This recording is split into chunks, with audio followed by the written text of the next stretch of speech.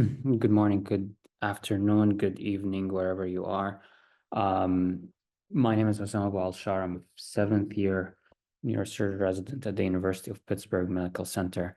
Um, I'm gonna share my screen here. I just put a couple of slides, a couple of notes, nothing major. I just wanna make sure. Are you guys able to see this? Yes, perfect. All right, awesome. So just as an overview, what I'm going to be doing is I'm going to spend the next 30 to 40 minutes talking about approach to medical research, and then the remaining 20 minutes or so will tailor to certain questions and questions from you. Just as a disclaimer from the beginning, I am not trying here to answer specific scenarios for each individual person, like, oh, my situation is this, my situation is that, and how should I do, and what should I do? It's more of a providing an overview and an overview guideline of how to approach medical research. I'm a foreign medical graduate myself. I did my medical school in Saudi Arabia, and then I started my neurosurgery residency at the University of Pittsburgh. So it's just to share with you some of the um, pearls that I gained throughout my journey. Every week, at least a minimum of one or two people reach out to me on email, on WhatsApp, on multiple other platforms asking for advice regarding medical research. So we thought to start by putting together this webinar to help you guys.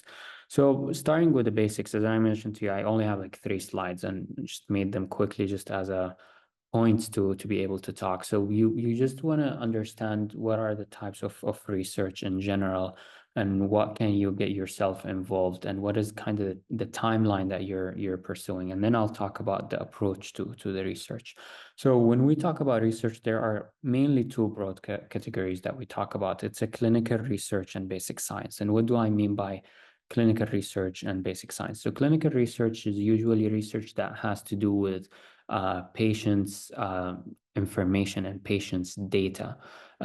So for example, in neurosurgery, let's say just a common diagnosis is subdural hematoma, and these patients that go to surgery. So clinical research, for example, the outcomes of patients who have craniotomy for subdural hematoma evacuation. So what you're looking here for, you're, for example, looking at demographics. How did these patients present? What their initial GCS score, and then what is how long did it take them to go to the OR, to surgery, and what was the surgical outcomes in terms of their modified Rankin score or, for example, GCS score. So this is like an idea of clinical research. What usually most of the clinical research relies on retrospective data. So you develop an idea and then you look backwards into analyzing the outcome of interest that you're looking at. There are some prospective studies. So if I say today I want to actually prospectively collect the patients with subdural hematoma that I operate on them and do their analysis, I mean their data collection from now. So what I do is I start enrolling from today. Tomorrow I get a patient, in a week I get a patient, and you enroll. But as you can imagine, this is a process. Prospective studies are studies that are going to take a long time because you're not going to capture the sample size that you would like and you would desire until probably at least a year or two, depends on the etiology or the disease that you're trying to study.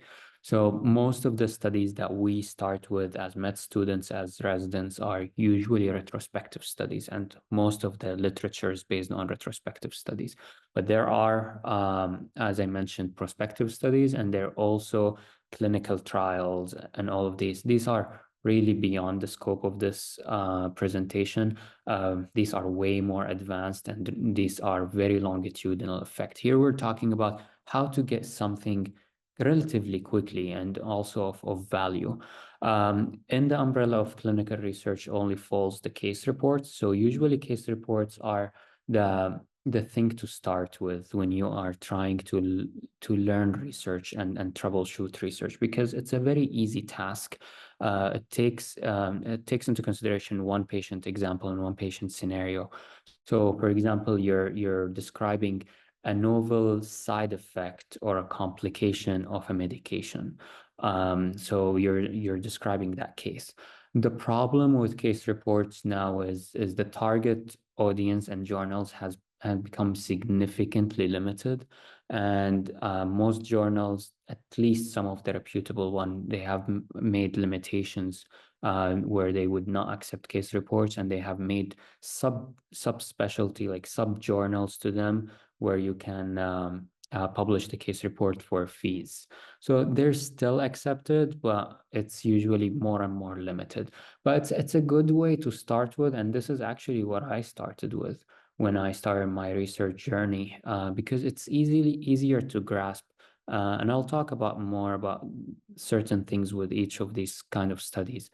Now, we're talking about basic science. So basic science is a big umbrella, and what captures simply the bread and butter of basic science, which is called lab research. So you're taking, for example, blood samples and analyzing certain, mutations or cDNA or RNA, gel electrophoresis, RNA-seq, DNA-seq sequencing, etc.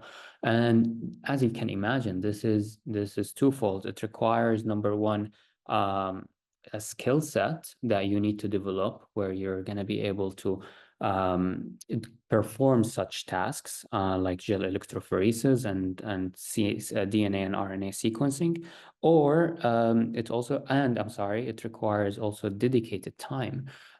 So you're going to be spending months and months and months. Usually I tell people you're going to be able to publish maybe one, maybe two papers, depends on how active your lab is with basic science work. It's a really great skill to have. I spent 3 years during my med school where I did basic science research on patients with Parkinson's disease. It's a great skill to have, but unfortunately, it does not yield the fastest, in a way, product that you want, or if you desire something quickly. But the beauty about it, it's actually transformative. It's actually what changes our field. And the other thing is it also usually goes into a higher impact journal because, more time, higher quality usually. Then I put others, like a big category where it's not really basic science, it's not really clinical, it's just merely literature search. These are where, your letter to the editor or systematic reviews and meta-analyses. And specifically talking about meta-analyses, these take a special effort because you need to acquire really good statistical skills in order to be able to perform such advanced, I would say, statistical analyses and studies for these things. So this is in a nutshell what I would say the basics of research. So how do I start a research project and research idea? It's a very valid question, but it depends on your stage and where are you in your career. Whether you're a med student or a resident, the more experience you have, the easier it is it's going to be to develop an idea, actually. If you are an advanced resident, a senior resident, usually you go and attend meetings and conferences and you hear different people presenting and you developed experience. So you always need to have these three questions. I think I always have them in the back of my head. And I keep asking these questions. So what is known? What do I know so far? What have I studied so far? What do I know about this disease? I'm gonna just talk about subdural hematoma since everyone knows subdural hematoma. So what do we know about subdural hematoma? What do we know about how it forms? What do we know about its outcomes? What do we know about its management strategy? So what do we know about it, and what is out there? So I go on PubMed and I research what is out there on subdural hematoma. Let's say I'm interested in the management of subdural hematoma. What is the different types of management that is actually presented out there in the literature? And what is missing? I've observed, for example, a pattern during my residency of patients actually doing well with a bedside procedure for subdural hematoma. Has this been described before? How well has it been described? What am I trying to sell here in my project, in my idea? I'm trying to see what is the outcome of a bedside procedure for subdural hematoma evacuation. So what is known about it, what is missing, and what is out there, and how can I sell my project? If your project is going to be merely a replica of X, Y, and Z prior research who has done the same thing and reported the same thing, you're probably either not going to get published or you're going to be published in a low-tier journal, and that's not the goal. You want to sell your project in a novel way. I'm going to give you a quick example of something that actually happened to me. So I attended a meeting one year, and we are talking about vestibular schwannomas. And the entire session was about vestibular schwannomas and management of vestibular schwannomas. So one of the presenters gave a very interesting idea about a case where a patient had a spontaneous hemorrhage inside a vestibular schwannoma. Kind of clicked in my head, and it was like, this actually, I've actually just saw a case like this in our hospital a week ago. This seems to be actually an interesting idea. So I went and I searched about it, and there was one paper only published by the Mayo Clinic group about it. And where I come from, where the University of Pittsburgh, we have one of the largest centers for radiosurgery, for radiation treatment, which is one of the modalities to manage vestibular schwannomas. So what I did is I took a turn on the idea where he just reported that Mayo study reported just patients who presented to the emergency room with intratumoral hemorrhage for vestibular schwannoma. I was like, no, how about I twist that idea, and I want to see how many patients develop intratumoral hemorrhage after radiosurgery or after radiation treatment. And the project and this study was actually, we developed two studies out of it. One was our local series at the University of Pittsburgh, and one I did an international study, multicentric study, where we published both of these papers in the most reputable journal in neurosurgery. So it's always you're paying attention, you're self-educated, you know what's going on and what is out there, and then you can ask these questions.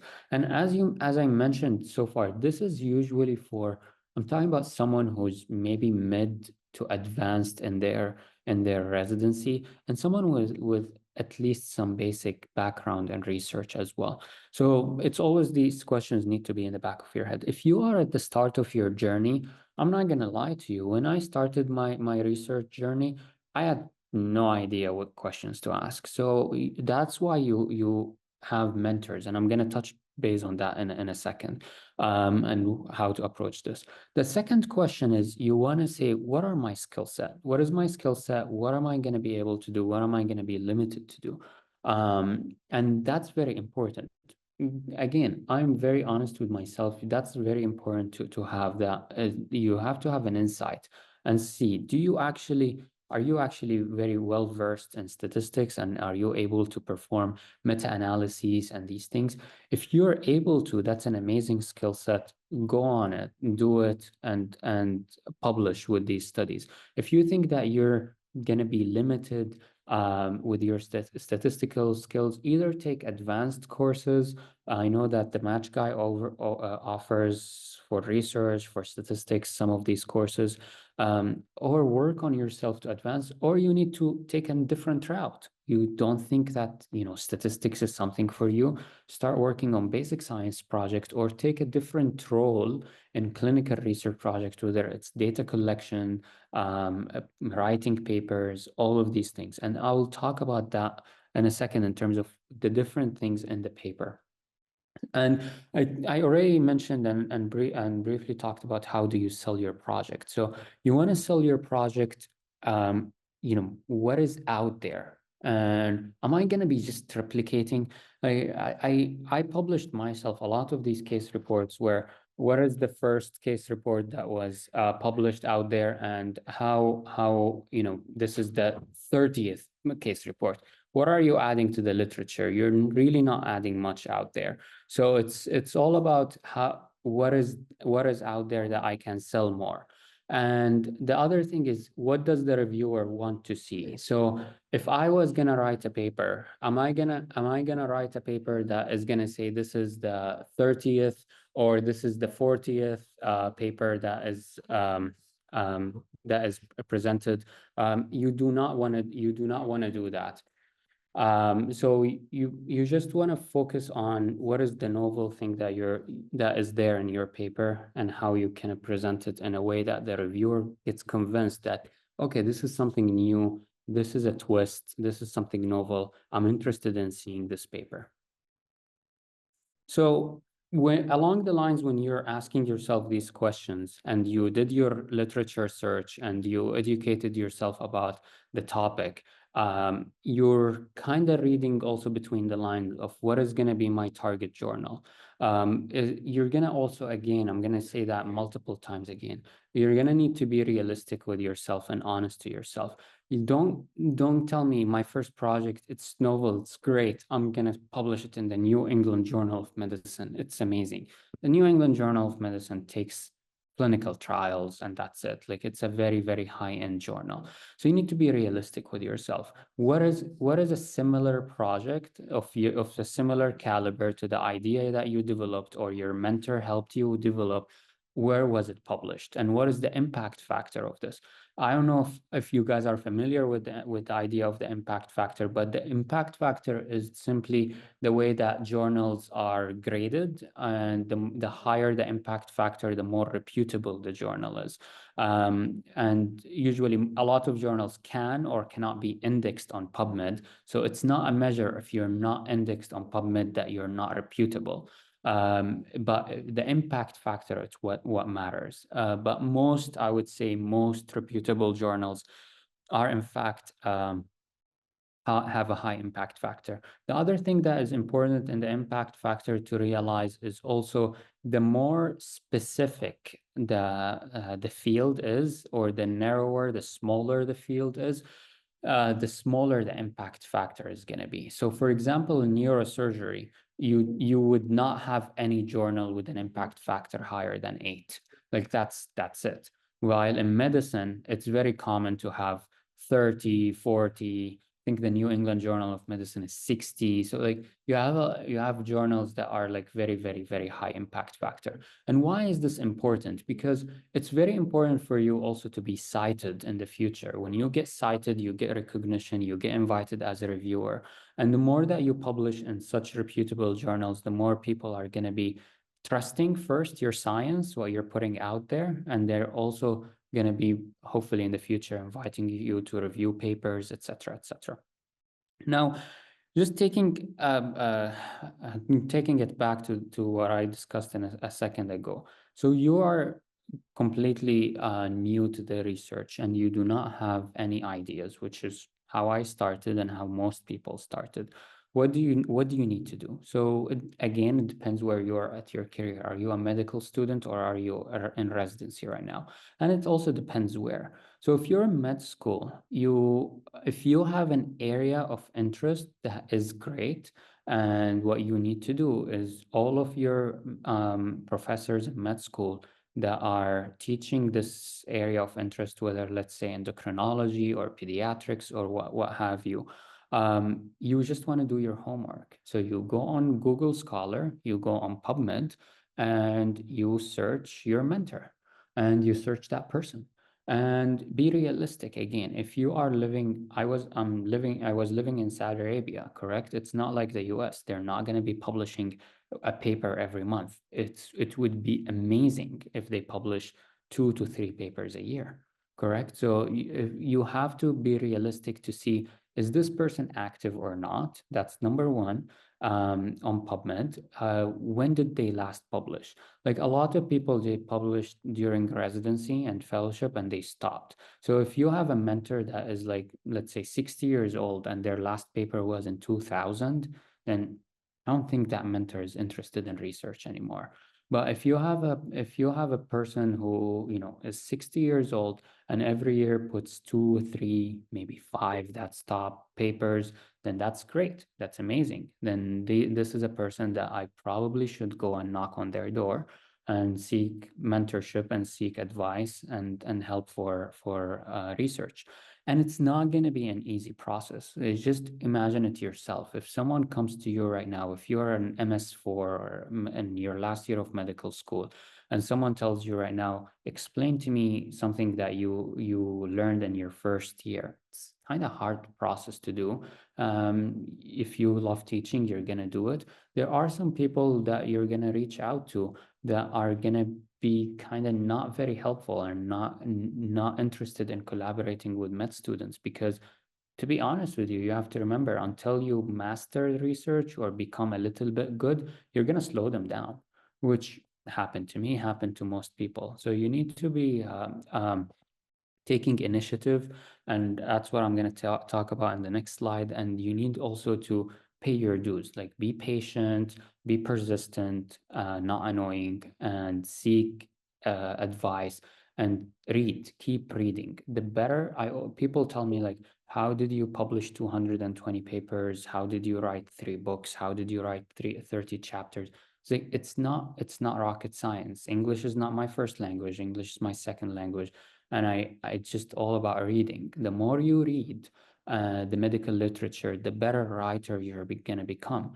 So if you open a journal and, whatever area of interest you are, endocrinology or whatever, you're going to read some of the papers, and you're going to just develop that habit of recognizing how it's done. How's the introduction being told? How's the abstract being written? How's the methodology being written? How do you divide the references, etc.? You recognize a style, you recognize a trend, and you can, develop that easily over time with repetition. But if you're just sitting there, and this is one thing that I really struggle with a lot of med students who reach out to me from even my alma mater, and they tell me, oh, we don't have any resources here in Saudi Arabia, and we tried to publish, we tried, and I was like, that's not actually true.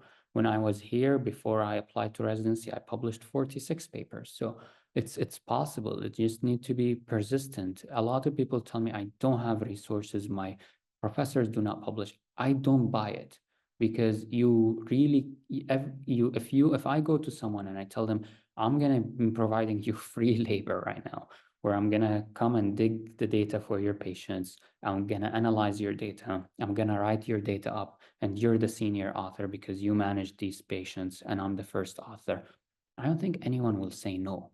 And especially that's true in your hospital or your med school where you're working.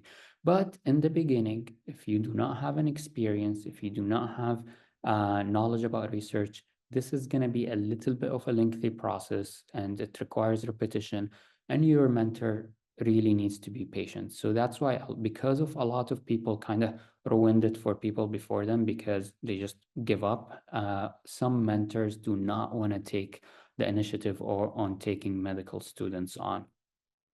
So that's very important. The same thing applies in your residency and your fellowship. So in your residency, usually a lot of people in residency, especially if in medicine, peds, and at the end of their first year, develop the area of subspecialty interest. So you go and talk to one of your mentors. A lot of residencies have a structured mentor, and also your program director, and you kind of sit with them every 6 months. But if you have a mentor for research, or if it's even the same as your clinical mentor, then you kind of hit two birds in one stone. That mentor can guide you in both the research and the residency process as well. So you need to be patient, you need to be persistent, and you need to work hard. And again, it comes down to, again, that mentor, anything in life is kind of a transactional relationship, correct? So people need to benefit from you as much as you're going to benefit from them. So you want to publish, you want to help build your resume, you want to help build your CV so you can become competitive. But you also want to think about the other person. What am I going to provide to them? You need to be able to tell them, I am going to be publishing for you, representing your name. I'm going to be submitting all of these abstracts that we write together to national and international conferences where we can present them. And he's benefiting because he's the senior author and he's getting more and more recognition of that. So that's something very important. Now, this is what I keep stressing on to everyone who talks to me a lot and a lot and a lot.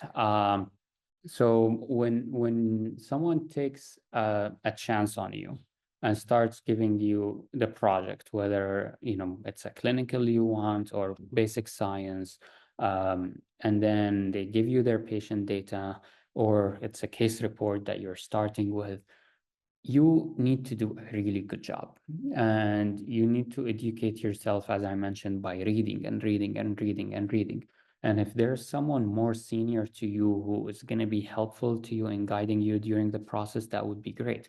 For example, if you are early on in your medical school and you know someone in your medical school who's 3 years ahead of you and they have more advanced knowledge about research, then you can actually involve them in this paper. And what you ask them is, once you're done with your first draft, for them to take a look, because they're more experienced, more knowledgeable about what the attendings and what the mentor would like to see. And that will actually improve your chances. So when it comes to you started your project, I have a big issue with a lot of people who are very excessive. What I mean by that is the following. So you need to remember, whenever you're asking someone for research, you're actually taking from their time. So if I am a busy surgeon and I have a medical student who's interested, I love teaching. I'll sit with them, give them an idea, give them the patient's medical record numbers, if they are within my system, etc., for HIPAA rules, and then I will ask them, okay, when do you think you will be able to be done with the first draft? If they tell me like, okay, probably a month or two, that would be great. And I'll tell them, okay, we will meet then. What happens is, you have to remember that person is a very busy surgeon. If you are every 1 day, 2 days, 3 days, sending them on WhatsApp or an email about a question regarding this patient, a question regarding that patient, what do you think I should do for this? What do I think I should do for this? That person is gonna really hate the idea that they worked with you.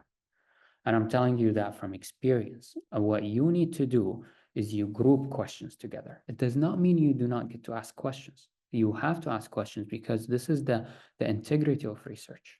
And you need to have very good research and output and people to trust you. But what happens is, you group your questions and you continue working. Continue collecting the data, start analyze, not necessarily analyzing, start writing your introduction, discussion, and then send an email after 2 weeks and say, I have some questions. When is a good time for me to come and sit with you to go over them? Then you go, you have 10 questions, you wrote them down, very targeted, very specific. You did not take and waste from their time every 2 days with this question, with a question, with a question. And then you're done. And then you send them the next move, you're going to send them a very nice polished first draft. Or, as I mentioned in a second ago, if you have a senior medical student to you, or a senior resident when you're a junior resident who has that experience, then you send them your questions. They have more time, and you can talk to them and ask them, how can I go about this? How can I go about that? You're going to have questions. We all had questions, but it's all about the delivery of the questions and how it's done. The other things that I noticed when working with med students specifically is that they send me an incomplete product. And this is something that I really, really dislike. And if I'm in my early career dislike, I'm sure people who are senior to me also dislike. What I mean by that is, they finished the project, they wrote up the paper, they send me a paper without abstract, or they send me a paper without references, because they want to make their life easier when I review the paper and I make all my comments and changes, that they only want to go through the references once. Do you see how that looks? That does not look good. I always tell people, when you are sending the paper to your mentor, imagine that you are sending it for submission. So it's like you are sending your first and final draft at the same time. So the paper has a cover, it has a title page, it has the author's names, the affiliations, the corresponding author. It has an abstract that is written, introduction, methods, the statistics written down. You have the results, the discussion, the conclusion, the references, tables, figures, figure legends, everything is written. This is something I really cannot stress on enough. I've seen it over and over and over and over. I get, because again, I'm going to go back to point zero. The person you're working with has no time. It's very limited time. So on a Saturday morning, when that person is up and they're drinking their coffee and they have extra energy before their family wakes up, they decided to review your paper. They're going to look at it and go like, oh my God, there's no abstract, there's no references. How am I going to read this? That means that you're simply just told them that you're going to have to review this again. So that's very, very important. And along the same lines, whenever that attending sends you the comments back, imagine that you're that attending or that mentor is a reviewer. So everything that needs to be answered, the comments need to have a response, and everything needs to be keep tracked. On Word, there's something called track changes. So you track everything, because most people, when they review the revision, they do not read the entire paper again, your mentors. They read your answers and your changes that you've made. So these are things that I cannot overemphasize to you. And then when we're done with all of this, we need to make sure that the paper is submitted in a finally polished version. So everything is checked, the English language is checked to the best of your abilities. I know all of us make sometimes minor mistakes, but it's not good when the reviewer comes back to you and tells you the grammar would benefit from English check. It's really not good. You need to make sure you go over it. If you need, again, senior person help, that's important. So you're going to submit a final polished version with all of what I mentioned to you. Usually with the journals, they also request a cover letter. So a cover letter is simply just a one page that says that to the editor, X, Y, and Z, I'm submitting to you my original article with this title, and you provide a very, very quick summary of what this paper is. This paper is about looking at X, Y, and Z for subdural hematoma, and the authors have no conflict of interest. The authors all contributed equally, and then you sign it. You need to have an approval from your mentor or your PI. And one thing that always gets the paper sent back to people is adhering to the journal style and guidelines. So whenever you went to the journal and decided, okay, I'm going to submit this journal in neurosurgery, we have something called Journal of Neurosurgery or Neurosurgery. The first thing I do is I go there, I read what are their restrictions. So for example, a lot of journals have word count limit or references limit. So you cannot have like 100 citations for a case report. It does not work. Usually it's less than 20. So you need to limit, or you cannot have 8,000 words for a case report. Also, that there are limitations for these things. So if you go to the journal and look at the journal style and guidelines, what I like to do is two things. I read their guidelines. At the same time, I also go on the recent publications from that journal, and I read a couple of papers and I see what their style, how do they like their references, whether it's superscript or it's between brackets or, and what is the style for the references, AMA, etc. So the revision process, as I mentioned to you, is as important as the first submission.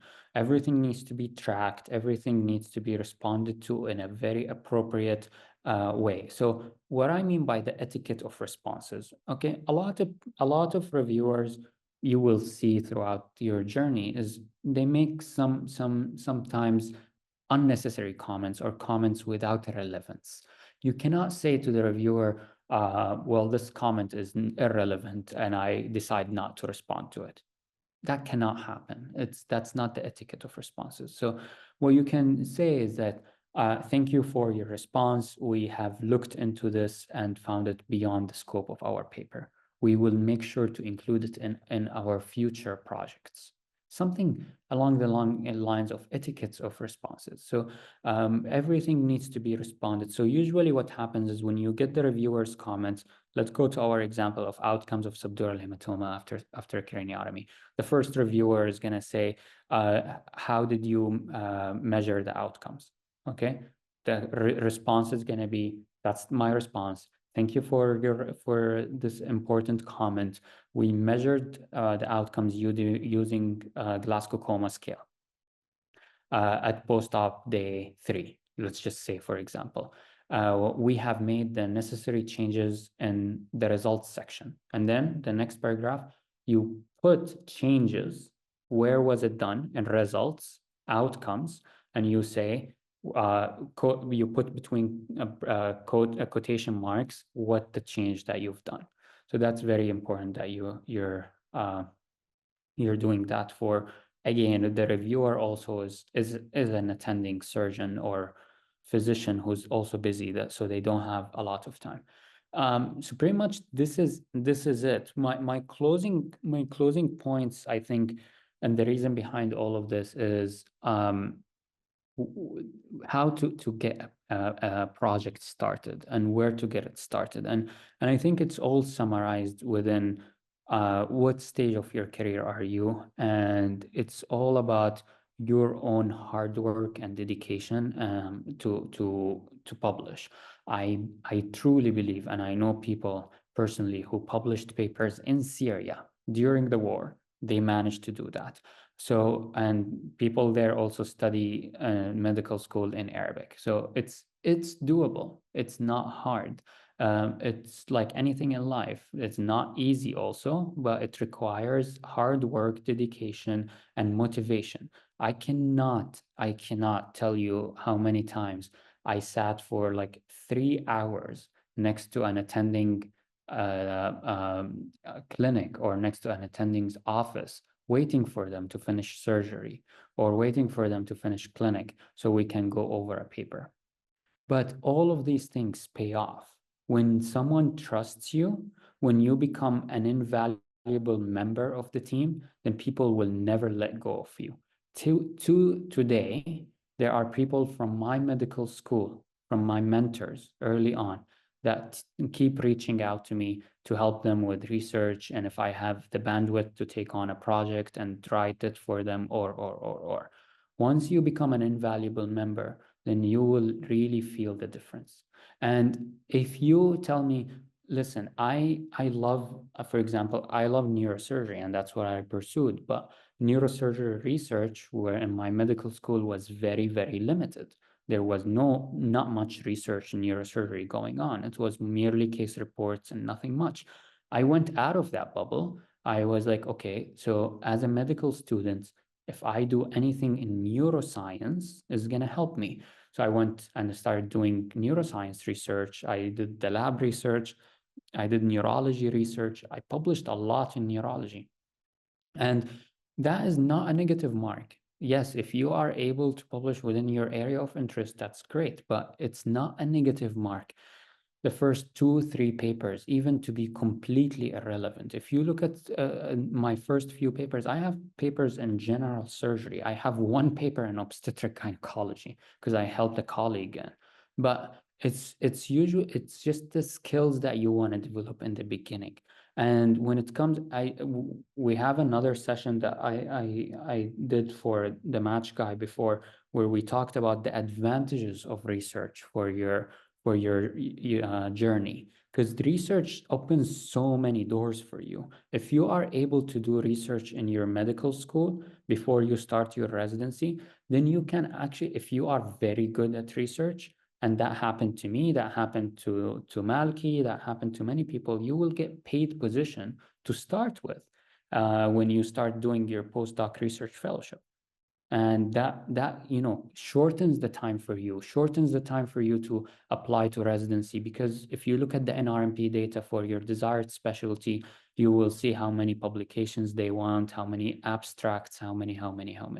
So all of these things are very important. Research also can help you in certain situations to actually obtain a green card, with citations, with revisions, with really high quality work that you would be able to get.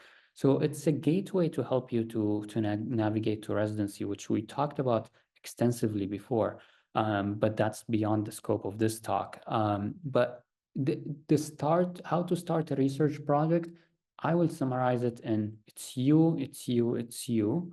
That is 100% the case. And then the environment and surrounding around you is just a tiny reason behind that. It's the exact same argument I have with people who tell me I'm not going to be able to get a cardiology fellowship because I trained at this community residency program. I tell them, yeah, it's harder, it's not easier, it's not going to be as easy as you going to a university program, but has it been done before? Yes. Do I know people who have done it? Yes. How do they do it? By being they're motivated, by being hard worker, passionate, and going the extra mile. These are the people who are in a community program, go out of their way to their sister university, and they start working with people there, publish, push the envelope, and then they get rewarded. So hard work gets rewarded, but it's not an easy process. Search for your mentors, search for the people on PubMed who publish, who have a good output out there, and reach out to them. Reach once, reach twice, reach 3 times, and then go to another person. You can, and then the faster you become, the more efficient you become in research. You can juggle multiple things at the same time, multiple projects at the same time. There was a period in my life where I had like 6, 7 projects going on at the same time, and you can do that when you start collaborating with others, helping others, and that will become feasible. But at the beginning, you just want to do one thing at a time. And the last thing I wanna conclude with is do not lose your focus. What I mean by that is throughout my journey, I've mentored and I've noticed a trend with a lot of people that they lose what is the target. So I would say most of us, I'm not sure about all of us, but most of us, the goal is to reach residency. And research is something that help us to get residency. And some people, like myself, I really love research, that I continued research after residency. So, but it's a mean of getting to your goal. And also, aside from the other noble aspects of research, pushing, your field, contributing to science, all of these things are very important. But if your goal is to match to residency, do not lose that goal. Do not lose that aim. What I mean by that is a lot of people throughout the years, what I noticed is they deviate. So they start doing research, and especially the people I noticed who come to the US and start getting paid for a postdoc research fellowship, because once you get paid, the expectations will be higher, correct? You're going to publish, you need to publish, you need to work higher because you're getting paid for that service. And then they have not finished their USMLEs. And it takes them what initially it's supposed to take them 6 to 8 months. It start taking them 2 years, 3 years, 4 years. The idea of research is to shorten the period for you, not to lengthen it. So do not lose your focus. Do not lose your aim. There is a beautiful saying by the Prophet Muhammad, who said that God has not created a person with 2 hearts, that you have to have a focus for one thing kind of at a time. If you are now committed to finishing your USMLE step 1, I really advise you to pause the research or to do very minimum and have someone else drive the ship. You can be a co-author, not necessarily the first author on that project, but don't delay things that are important to you. Research, I always love the people who reach out to me who tell me, I finished step 1, I finished step 2, I'm applying to neurosurgery, and I have a timeline in 2 years, I want to do research. I was like, amazing. This person has no distractions. So you're not going to be, if you have distractions, you're not going to be able to study 100%. You're not going to be able to perform research 100%. your mentors are not going to be happy, and your score and steps is not going to be good. So you kind of lost. So this is my last advice, is do not lose your focus, do not lose your aim and your eye on the target. The final target is for you to match to residency, if that's your target. If your target is to become a researcher, then please start from now. But if your target is to go to residency, do not lose your eye on the target, which is, I want to match to residency. And this is a one way of helping me, aside from all of the noble other factors that associated with research. So this is where I'm going to conclude. In the next 12 minutes, I'm going to just read some questions uh, that are posted here. So please go ahead and you can post your question and I will answer them. All right, so I'm a second year medical student interested in radiology, faced many abstract rejections from US societies. Majority of them don't accept review articles. That is correct. It's difficult to come up with original research or systematic reviews in short time intervals. So how to ensure accurate topic selection, a proper chronological flow of abstract to international conferences. So yeah, it's hard. The international conferences usually limit, something that is not novel, and a lot of people do not consider systematic reviews or meta-analysis kind of novel. Meta-analysis usually is viewed favorably, but you need to be persistent. You need to try again. I can show you my inbox. Till today, I get rejections. So it's something that is common. The more projects you have, the more chances you're gonna end up having opportunity to get accepted. Start locally. This is how I started. You can start from your med school. You can then expand to local conferences and eventually to international conferences. And the beauty of the conferences also is, once you start presenting your own work, you get to meet new mentors. And it's kind of like a vicious cycle where more mentors, more people want to work with you. So it's very, very, very good. How to enhance my vivid research language besides reading more research article? Uh, of course. So it's actually, I cannot tell you. I told you again, English is my second language, and it's all about practicing. So you know how people tell you, if you want to learn a new language, you're gonna watch movies in English and no script, and you're gonna listen to music in English, and you're gonna read in English. And for me, I found the best way was reading in English, reading the literature. So reading is extremely important, and that's how you can become good. How to find the best trends in the field we want to write. It's great question. I think I have this habit of every month going into the neurosurgery journals, the top two journals, and I kind of see what's out there. So I'm sure you all can relate. A year ago or a year and a half ago, with the emergence of AI and people talking about AI and artificial intelligence, everyone now is doing like machine learning and predictive for like, how can we predict a glioma based on an MRI? So you notice these trends, you go to meetings and you notice that, okay, this is what they're talking about a lot, and they give it a session about artificial intelligence and machine learning. So this is important to notice for that. Please, what advanced course would you advise to take for the statistics part? I really don't have one. I've done everything possible, to be honest with you. I find myself weak in statistics. I understand statistics better than doing the statistics, but you can simply start with anything on YouTube. Like if you want to start with like define an app that you like. So there are different apps in the market, and I'm not advertising for one over the other, but there's SPSS, there's R, there's Strata, Phyton, and it depends on your skills. If you're good with coding, then you will find one easier than the other. And then you can find on YouTube actually how to start that. There are courses that the Match Guy has offered also that are very good, and there are online courses. I know Harvard has courses, online courses. There are plenty. If you just literally just put statistics 101, you will find plenty of resources. Thank you so much for, okay, I want to ask, is it possible to start a research position when I still have 2 months to graduate? Because I have an opportunity to ask for it, but not gonna wait for.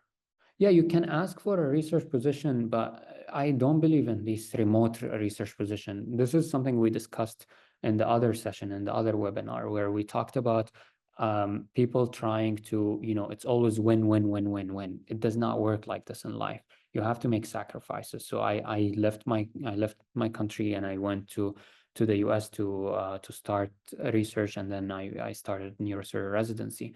So it is possible, but I feel you need to make the sacrifice, and you get the most reward by going there, not remote fellowship. But yes, in order to start any postdoc research fellowship, it's going to take you at least 6 months in order to get your visa, your paperwork. So start early and work from there. Again, you want to decrease that length of time between you and you start residency. Like, thankfully, I actually finished my med school and I immediately applied to residency. During that time, I was working as a research, and I matched to neurosurgery as the youngest ever foreign medical graduate to match to neurosurgery. So you want to shorten that time. Um, okay. What is the okay. What course as guidance do you recommend for? Okay, no research publication, planning to pursue USMLE program. So USMLE is different than research. You want to start research, I would go with start reading the literature, start familiarizing yourself with the literature, and then go from there. Start talking to some of your mentors in med school and people who have published, and that's how you're going to start doing the research. While you're doing that, start educating yourself about statistical skills and how to build on that. You're not going to be able to master logistic regression in the first night. It's going to take time. But again, don't lose your eye on the target. If your target is residency, you might want to finish steps before pursuing something else. How much experience or publications do you suggest one should have before attempting to get paid research assistance? And it's actually very variable. So if you told me I published 10 case reports, no one is going to pay you. But it depends on the work, on the quality of work. If you have 10 basic science papers and you're going to go to basic science lab in the US, I'll say the odds are in your favor that you're going to get paid. I had when I went there around 40 papers. When I applied, I had 46. So I got paid for 40 papers. I don't know. There's no magic number. I know people who got paid with like 20 papers, but it's usually the quality of the work and people knowing that you've done that work. Like if you show people, I know how to do meta-analyses and I know how to do advanced statistics with regression analyses, etc., then many people will be willing to hopefully pay you. And honestly, most people who are very motivated and have good skills, after 6 months, once they start, they usually get paid, even if you don't start with a payment. I would say most people, more than 95%, do not get paid when they start. Uh,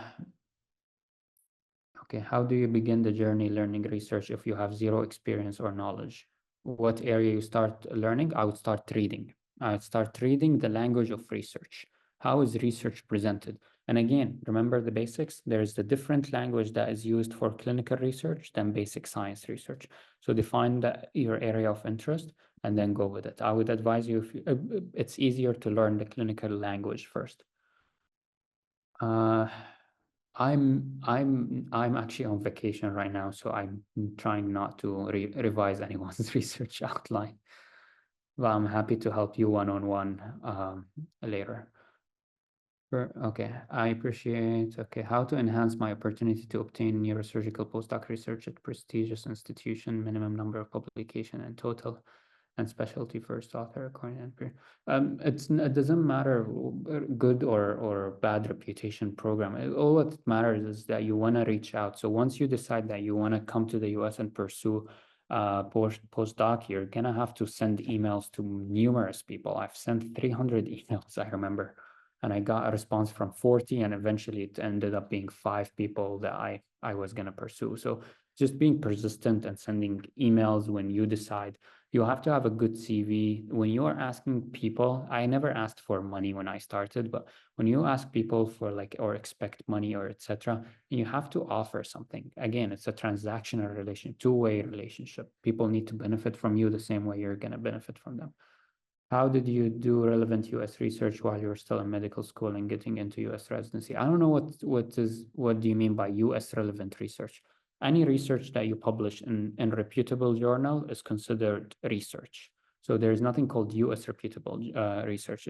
US research is when you come to the US and your affiliation is in the US and all of the people you work with are in the US.